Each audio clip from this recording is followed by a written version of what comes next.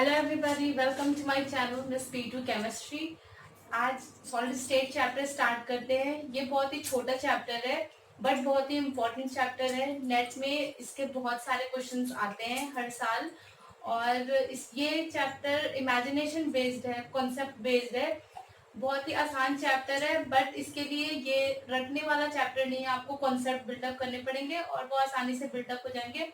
हाँ, बहुत सारे स्टूडेंट्स पूछेंगे कि रेफरेंस बुक कौन सी बुक से ये चैप्टर पढ़े। वैसे तो ये पूरा चैप्टर आपका इसी में कवर कर दूंगी, वीडियो में पूरा चैप्टर कवर हो जाएगा। बट अगर किसी के पास बहुत ज़्यादा टाइम है तो वैसे अभी दिसंबर के नेट के पेपर के लिए टाइम है और गेट के पेपर के लिए भी टाइम है। तो अगर किसी को रेफरेंस बुक चाहिए तो एनसीईआरटी से पढ़ लो। बाकी कोई और बुक इसलिए मैं रेफर नहीं कर रही हूँ क्योंकि बाकी बुक में भी वैसे ही दे रखा है। एनसीईआरटी बुक में उन्होंने पूरा कवर कर रखा है। आसानी से पढ़ लोगे, इजी लैंग्वेज है और न्यूमेरिकल भी काफी अच्छे दे रखे हैं। तो अच्छे से कॉन्सेप्ट आपका बेसिक डेवलप हो जाएगा। बेसिक जब डेवलप हो जाएगा तो आगे आप आसानी से सारे क्वेश्चन समझ पाओगे और कर लोगे।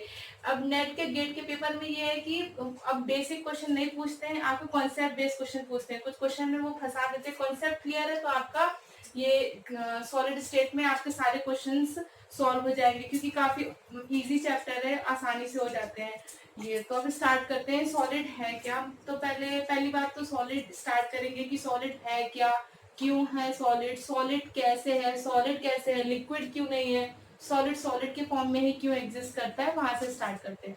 तो पहले देखते हैं सॉलिड क्या है। सॉलिड क्या है हमारी? सॉलिड एक मैटर की स्टेट है।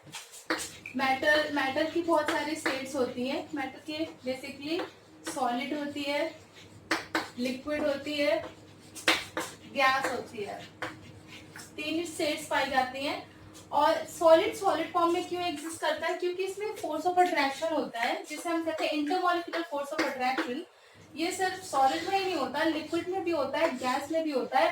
But intermolecular force of attraction solid में बहुत ही ज्यादा होता है, लिक्विड में थोड़ा कम होता है और गैस में तो एकदम नेग्लिजिबल होता है। इसीलिए सॉलिड के फॉर्म में एग्जिस्ट करता है। क्यों? सॉलिड हमारा रिजिड होता है। इंटरमॉलिक्यूलर फोर्स ऑफ अट्रैक्शन इतना ज्यादा होता है कि सॉलिड अपने बंधे रहते हैं और अपनी जगह में ही दोलन करते हैं, मतलब ऑसिलेट करते हैं अपनी जगह में ही, वो ऑसिलेट करते रहते हैं, कहीं इधर उधर दूर नहीं जाएंगे। जैसे हम अगर एक रूम में गैस को भर दें तो उसके पार्टिकल्स क्या है, यहाँ वहां घूमते रहेंगे। उसमें इंटरमॉलिक्यूलर फोर्स ऑफ अट्रैक्शन क्यों है? तभी वो एकदम नेग्लिजिबल है। और लिक्विड में उसके पार्टिकल्स भी मोशन करते हैं बट एक कन्फाइंड बाउंड्री में करते हैं। उसमें इंटरमॉलिक्यूलर फोर्स ऑफ अट्रैक्शन इतना स्ट्रांग नहीं होता। सॉलिड में बहुत ही स्ट्रांग होता है और गैस में बहुत ही वीक होता है। इसको ऑर्डर देखो, सॉलिड में intermolecular force of attraction strong होगा, फिर उसके बाद लिक्विड में, फिर उसके बाद गैस में। अब देख लेते हैं कि सॉलिड चैप्टर में बहुत सारे की पॉइंट्स होते हैं, उन्हें समझना जरूरी है क्योंकि पूरे लेक्चर में आप देखोगे वही की पॉइंट्स का यूज किया गया है। न्यूमेरिकल में भी वही की पॉइंट्स पूछते हैं। तो की पॉइंट्स पहले एक्सप्लेन कर देती हूँ, देख लो। लैटिस क्या होता है? हमेशा पूछा जाएगा लैटिस क्या होता है। लैटिस क्या होता है? Three dimensional arrangement of lattice points. Three dimensional arrangement of lattice points हमारा लैटिस होता है। चाहे लैटिस कहते हैं इसे, क्रिस्टल लैटिस भी कहते हैं,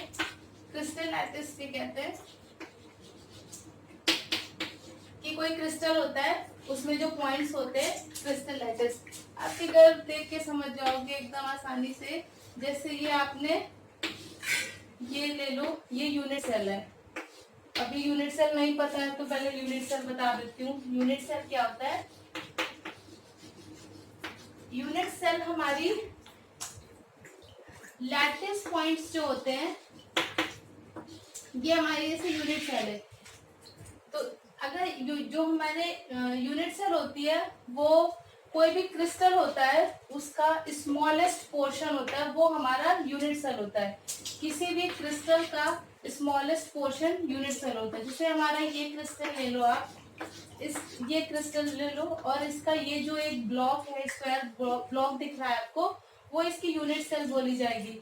इस यूनिट सेल को आप रेपिटेटिव चाहे किसी भी डायमेंशन में आप रिपीट करोगे तो आपको क्या मिल जाएगा, एक क्रिस्टल मिल जाएगा। तो इसे कहते हैं यूनिट सेल। अब देखो लैटिस पॉइंट्स क्या होते हैं। आपने एक यूनिट सेल ले लिया, यूनिट सेल में ये जो पॉइंट्स प्रेजेंट है कॉर्नर में, इन्हें कहते हैं लैटिस पॉइंट्स। ये लैटिस पॉइंट्स है, ये क्या है, लैटिस पॉइंट्स है। और इसी से हमारा यूनिट सेल बना होता है और उससे हमारा क्रिस्टल बनता है। तो आपको ये समझ में आ गया होगा। अब देख लेते हैं सारे टर्म्स देख लेते हैं, क्योंकि उन टर्म्स का बार बार लेक्चर में यूज होगा और क्वेश्चंस में भी होगा। चलो देखो, इंटरफेशियल एंगल किसे कहते हैं।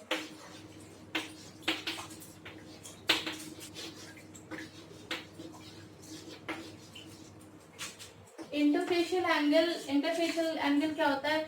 इंटरफेशियल एंगल समझने से पहले आप देख लो, एक पहले क्यूब देख लो।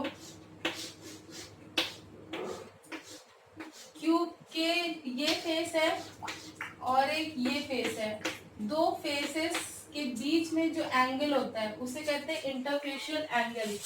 और अच्छे से डायग्राम एकदम नीट बना देती हूँ ताकि आपको समझ में आ जाए।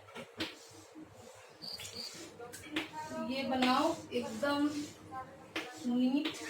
ये अब इसमें ले लो, एक ये फेस है और एक ये फेस है। तो अगर इस फेस से देखो, ये फेस और इसके बीच का जो ये एंगल है इसे कहते हैं इंटरफेशियल एंगल। ये है इंटरफेशियल एंगल आपका। इंटरफेशियल एंगल की खास बात यह है कि अगर इस यूनिट सेल को कितना भी बड़ा कर दो, कितना भी छोटा कर दो, इसमें इंटरफेशियल एंगल में कोई भी फर्क नहीं पड़ेगा। इसे चाहे यहाँ से काट दो, चाहे यहाँ से काट दो, वही चाहे बड़ा कर दो, चाहे छोटा कर दो, चाहे काट दो, चाहे कुछ भी कर दो, अगर इंटरफेशियल एंगल इसके बीच का, जैसे इस फेस और इस फेस के बीच का इंटरफेशियल एंगल है 90 डिग्री है। और क्लियर करके बना देती हूँ, और क्लियर करके देख लो। यहाँ पे बनाया,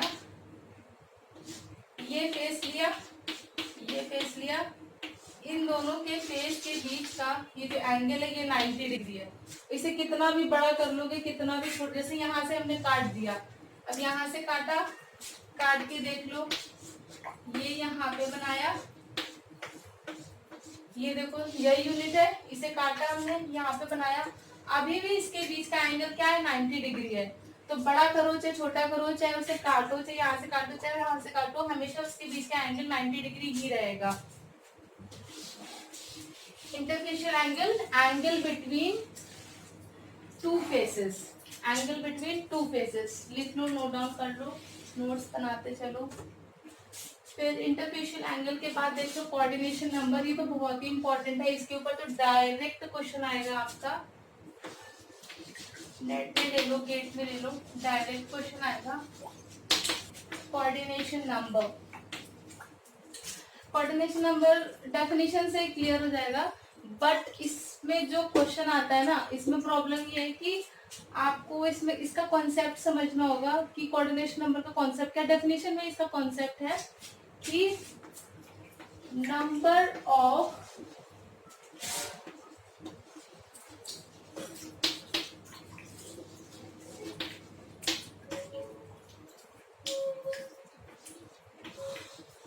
स्पेलिंग पे ज्यादा वो मत करना, स्पेलिंग आती है मेरे को वैसे।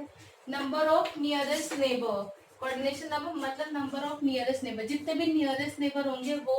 अभी कोऑर्डिनेशन नंबर जैसे किसी में भी ले लो, NaCl ले लिया, आयनिक क्रिस्टल में ले लिया, NaCl में Na positive Cl negative, Na एक आयन ले लिया, उसके बगल में Cl, Cl negative, Cl negative, Cl negative. तो Na के अगर यहाँ पे Cl प्रेजेंट है, यहाँ पे Cl प्रेजेंट है, यहाँ पे Cl प्रेजेंट है, उससे मतलब नहीं है। Na के बगल में जो एकदम नियरेस्ट नेबर है, जो उससे डायरेक्ट ही अटैच है, वो हमारे क्या होता है, वो हमारा कोऑर्डिनेशन नंबर होता है। 1 2 3 4 5 6। तो Na का कोऑर्डिनेशन नंबर 6 होगा। ना कि ये सारे गिन के ऐसे बोल दो कि 6 7 8, ये नहीं होगा। एन का कोऑर्डिनेशन नंबर क्या 6 होगा, क्योंकि नियरेस्ट नेबर ही काउंट करना है, ये सब काउंट नहीं होंगे, ये सब काउंट नहीं किए जाएंगे।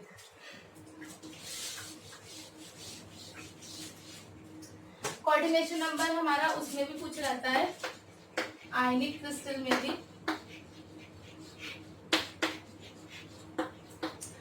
आयनिक क्रिस्टल में कोऑर्डिनेशन नंबर कैसे देखा जाता है कि अपोजिटिव आयनिक क्रिस्टल में एग्जांपल आप देख लो, आयनिक क्रिस्टल का यही हो गया NaCl, CsCl, ये इसके एग्जांपल हो गए।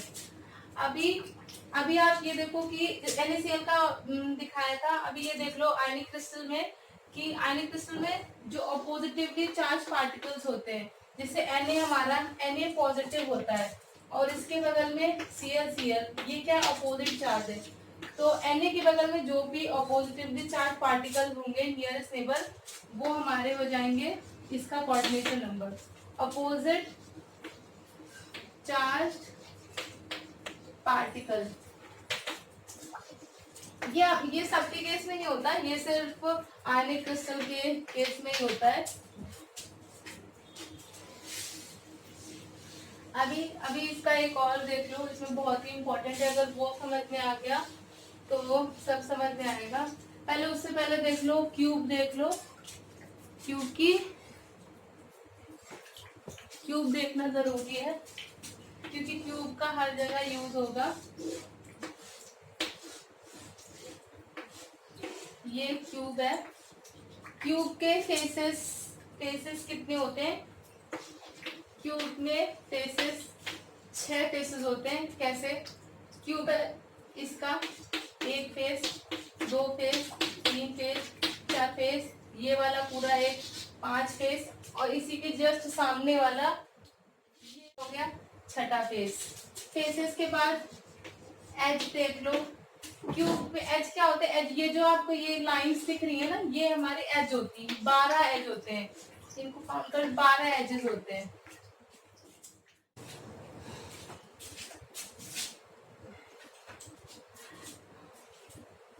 अब जो समझाने वाली हूँ वो बहुत ही इम्पोर्टेंट है, अगर वो समझ में आ गया तो mostly half of the question आपका इस चैप्टर में समझ लो कवर हो जाएगा, अगर ये चीज समझ में आ गई तो, क्योंकि ये बहुत ही इम्पोर्टेंट है।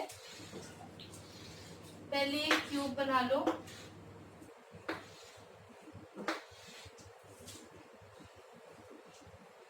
क्यूब बना लो, ये हमारा क्या है, यूनिट सेल है, ये हमारा क्रिस्टल लैटिस है, ये हमारा है क्रिस्टल लैटिस। अब ये क्रिस्टल है हमारा, क्रिस्टल लैटिस है, तो मतलब इसके अंदर बहुत सारे हमारे यूनिट सेल्स भी होंगे, तो हम यूनिट सेल ड्रॉ करेंगे। यूनिट सेल कैसे ड्रॉ करेंगे, एज है, मैंने बता दिया कि ये क्यूब है, क्यूब के कितने एज होते हैं ये बता दिया, तो सारे एजेस में सेंटर पॉइंट ड्रॉ कर ले।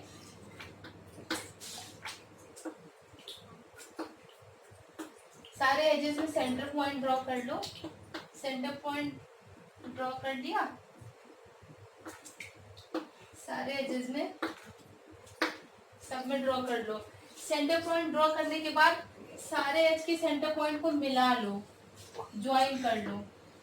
ये ज्वाइन किया, सबके सेंटर पॉइंट को ज्वाइन करो, ज्वाइन किया, ये नहीं सॉरी, ये है इसका सेंटर पॉइंट, ये वाले को मिलाओ ऐसे,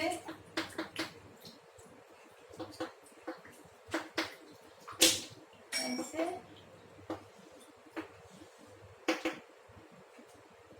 ऐसे, नीचे वाले को पीछे वाले को, पीछे वाले से आगे वाले को, आगे वाले से, थोड़ा टेढ़ा बन रहा है ये, आगे वाला आगे वाले से, सेंटर पॉइंट इसका। अब आपको देखने में मिल रहा होगा कि बहुत सारे क्यूब्स दिख रहे होंगे, बहुत सारे क्यूब्स दिख रहे होंगे, बहुत सारे मतलब क्यूब्स दिखने लग गए होंगे। अगर यहाँ पे कोई लैटिस पॉइंट है, यहाँ पे कोई लैटिस पॉइंट है, यहाँ पे कोई लैटिस पॉइंट है, सेंटर में इनके सेंटर में कोई लैटिस पॉइंट है, इसके सेंटर पे ये सेंटर पे। तो देखना है कि ये अप एंड डाउन सबके अप डाउन लेफ्ट राइट सब देखना है और पता चल जाएगा कि इसका नियरेस्ट नेबर कितने हैं, इसका कंट्रीब्यूशन कितना है। क्योंकि क्यूब ले लिया, क्यूब में अगर इसके बॉडी के सेंटर में कोई पार्टिकल प्रेजेंट है, देख लो पोजीशन, लिख लो यहाँ पे पोजीशन एंड यहाँ पे कंट्रीब्यूशन, पोजीशन कंट्रीब्यूशन लिख लिया। कोई बॉडी सेंटर में प्रेजेंट है कोई पार्टिकल, बॉडी सेंटर में कोई पार्टिकल है तो उसका कंट्रीब्यूशन क्या है, उसका कंट्रीब्यूशन अपने आप में ही यूनिक है, खुद से ही उसका कंट्रीब्यूशन है, तो उसका कंट्रीब्यूशन हो जाएगा 1। अब फेस सेंटर को कंट्रीब्यूशन देख लो। अगर कोई पार्टिकल आपके फेस में प्रेजेंट है तो फेस में तो उसका कंट्रीब्यूशन कैसे होगा, उसका कंट्रीब्यूशन उसके बगल वाले फेस से भी होगा और उसके यहाँ से भी फेस से होगा, तो उसका कंट्रीब्यूशन क्या होगा 1/2 हो जाएगा। क्यों, उसका कंट्रीब्यूशन इधर से भी है, इधर वाले फेस से भी है ना। ये देखो यहाँ पे है, जैसे ये फेस है, ये वाला फेस मान लो, यहाँ पे पार्टिकल प्रेजेंट है तो उसका कंट्रीब्यूशन इस साइड भी है और इस साइड भी है तो एक ही पार्टिकल, तो उसका 2 साइड कंट्रीब्यूशन में तो हो जाएगा ये 1/2 फेस का कंट्रीब्यूशन। बॉडी का कंट्रीब्यूशन, फेस का कंट्रीब्यूशन।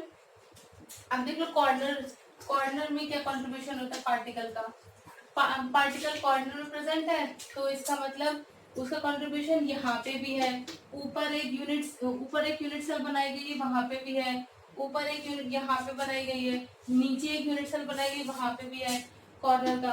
तो टोटल क्या होते हैं, कॉर्नर प्रेजेंट है तो उसके 8 होते हैं, 8 से शेयर होती है और है वो एक ही पार्टिकल, तो उसका कंट्रीब्यूशन हो जाएगा 1/8। Body centre, face centre, corner, एक और रहता है बॉडी फेस सेंटर कॉर्नर और एक रहता है एज। अगर कोई पार्टिकल एज में प्रेजेंट है, मतलब यहाँ पे प्रेजेंट है, जैसे कोई पार्टिकल यहाँ पे मान लो, ये बना रखी थी, यहाँ पे मानते हैं कोई पार्टिकल यहाँ पे प्रेजेंट है तो मतलब वो ऊपर वाली से भी शेयर है, इससे तो शेयर है ही, इसके बगल वाले से भी शेयर है और यहाँ से भी शेयर है। तो किसी भी रूम का कोना मान लो, कोना जो ये कोना होता है, कोना क्या होता है, ऊपर से भी शेयर होता है, नीचे वाली साइड से भी शेयर है, इधर से भी शेयर है और बगल वाले रूम से भी शेयर है, तो उसके 4 जगह से शेयर है एक पार्टिकल, तो उसका कंट्रीब्यूशन हो गया 1/4 हो गया। अगर ये समझ में नहीं आया है तो एक बार और बुक में देख लेना, एनसीईआरटी की बुक में भी बहुत पूरा डायग्राम बना हुआ है, वहां पे भी ये डायग्राम बना हुआ है, अच्छे से देख लेना, या गूगल में डाल के देख लेना इसका डायग्राम, किसी के पास बुक ना हो तो उसमें दे रखा है पूरा डायग्राम, उसको बना के प्रैक्टिस कर लेना। और बाकी ये समझ आ गया होगा, नहीं भी आया तो एक बार और समझा दूंगी, जिसको ना समझ आया वो बता देना। कि देखो अगर यहाँ पे प्रेजेंट है तो कॉर्नर में है, टोटल क्या होते हैं कॉर्नर कितने होते हैं, 8 कॉर्नर होते हैं, तो उसका है वो एक है तो और बगल सबसे शेयर है तो 1/8 जगह कॉर्नर का। एज क्या है, मतलब एज क्या है, यहाँ पे है, यहाँ पे मतलब यहाँ पे कोई पार्टिकल प्रेजेंट है, ऊपर भी होता है, ऊपर एक कमरा बना है मान लो, बगल में एक कमरा बना है, यहाँ पे एक कमरा बना है, उसके एक और नीचे कमरा बना है, मतलब रूम बना है, तो 4 साइड उसके रूम बना है, तो एक पार्टिकल 4 जगह से शेयर है, तो क्या हो गया 1/4 हो गया, एज का हो गया। फेस का तो सबसे आसान है, फेस का तो समझ में आ गया, कोई पार्टिकल फेस में प्रेजेंट है तो मान लो ये आपकी बॉल है, फेस में प्रेजेंट है कोई पार्टिकल, तो इधर वाले से भी शेयर है, इधर वाले से भी शेयर है, सिंगल पार्टिकल 2 साइड से शेयर है, तो क्या हो गया 1/2 हो गया। बॉडी मतलब आप ये पूरी बॉडी मान लो, और ये पूरी बॉडी मान लो, ये पूरी बॉडी मान लो, और यहाँ पे कोई पार्टिकल रखा हुआ है तो उसका कंट्रीब्यूशन तो कहीं से भी नहीं है, मतलब यूनिक है सिंगल, तो उसका कंट्रीब्यूशन क्या हो गया 1 हो गया, खुद से ही पूरा मान लिया जाएगा, तो 1 है। आई होप आपको समझ में आया होगा, और कोई क्वेरीज हो तो आप कमेंट कर देना। Thank you so much.